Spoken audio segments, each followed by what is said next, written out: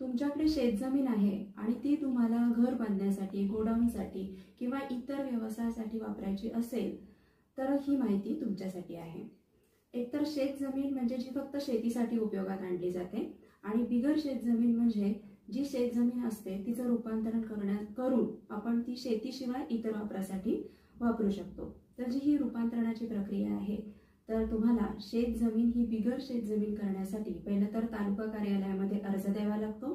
त्यासोबत तुम्हाला तुमचा सातबाराचा नकाशा, मालकी हक्काचा पुरावा आणि इतर काही डॉक्युमेंट्स जोडावी लागतात।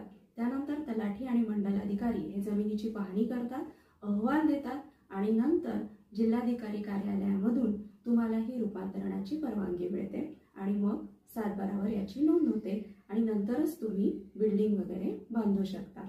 तर या पूर्ण अवधीला 2 ते 6 महिने लागतात आणि असं जर तुम्ही परमिशन न घेता जर बांधकाम केलं तर ते अवैध बांधकाम ठरवू शकतं आणि तुम्हाला गव्हर्नमेंट सबसिडी वगैरे मिळत नाही।